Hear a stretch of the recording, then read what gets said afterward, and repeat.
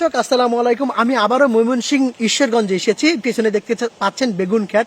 সানজিদার বাড়িতে এসেছি। সানজিদা কেমন আছেন? জি ভাইয়া ভালো আছি আলহামদুলিল্লাহ। আলহামদুলিল্লাহ, অনেকদিন আমি ভালো আছি। অনেকদিন পর আপনাদের গ্রামের বাড়িতে আসলাম। সানজিদা, এখন দিনকাল কেমন যাচ্ছে আপনার? এই তো ভাইয়া মোটামুটি ভালো, আবার খারাপও যাচ্ছে। কেন? সবকিছু মিলায় ভাইয়া। সবকিছু মিলিয়ে মানে আমি শুনেছি আপনি এখন জব করছেন হ্যাঁ সম্ভবত। হ্যাঁ, স্টুডেন্ট পড়ানো ছেড়ে দিয়েছি, জব করতেছি। বাট জব 1 মাস করছি, এখন জবটাও ছেড়ে দিয়েছি কারণ এটার স্যালারি ভালো আসতেছে না। তো একটা ভালো অ্যামাউন্টের একটা স্যালারি খুঁজতেছি।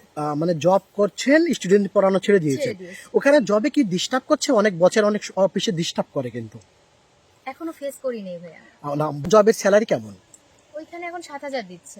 7,000। আপু জব করছেন এখন, কোন রিলেশনে আছেন আপনি? মোটেও না। মোটেও না, এখনো সিঙ্গেল আছেন। জীবন পছন্দ মতো কাউকে পাইনি, যদি পাই অবশ্যই করবো, বিয়ে পছন্দ মতো এখনো পান নাই? বাংলাদেশে এত পুরুষ পছন্দ মতো ভাই পান। সবাইকে তো পছন্দ হওয়ার মতো না, পছন্দ হতে হবে, মনের মতো একজনকে পাইতে হবে। মনের মতো একজনকে পাইতে হবে। একজনকে খুঁজছেন? জি ভাই, 10 জন দিয়ে হবে না। একজনকে চাচ্ছেন না? জীবন সঙ্গী একজনই একজনই যদি যথেষ্ট। জীবন সঙ্গী মনের মতো হয় একজনই যথেষ্ট। 10 জনের প্রয়োজন হয় না। 10 জনের প্রয়োজন হয়। আপনার কথা শুনতে ভালো লাগছে। আচ্ছা সানজিদা, জি, জি। আপনার বয়স কত? এই তো 24 চলতেছে। 24। আপনার দেশের বাড়ি কোথায়? ঈশ্বরগঞ্জ। যদিও আমরা জানি ময়মনসিংহ ঈশ্বরগঞ্জ, তবে ময়মনসিংহ ঈশ্বরগঞ্জ। দর্শকদের শোনার জন্য বলছি। আপনার ময়মনসিংহ বয়স ঈশ্বরগঞ্জ। আপনার বয়স কত বলছেন? 24। 24। আপনি কেমন বয়সের মানুষ চান? বয়সটা ফ্যাক্ট না, ওই যে প্রথমেই বলছি, মনের মানুষ, মানে মনের মতো হতে হবে, এক কথায় শেষ। মনের মতো হতে হবে, মনের মানুষ চান, একটা চান। একটা চাই ভাই, 10টা আ, কালো যদি হয়ে থাকে, মাথায় যদি চুল কম থাকে, ফ্যাক্ট না, কোনো ফ্যাক্ট না। কোনো ব্যাপার না। আপনার সাথে যোগাযোগ করবে কিভাবে?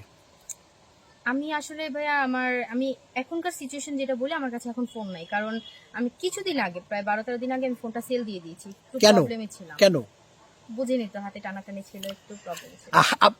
আমি শুনেছি আপনার মার সাথে কথা হয়েছে, আপনার মাও অসুস্থ, দেখেছি কিভাবে চিকিৎসা হচ্ছে।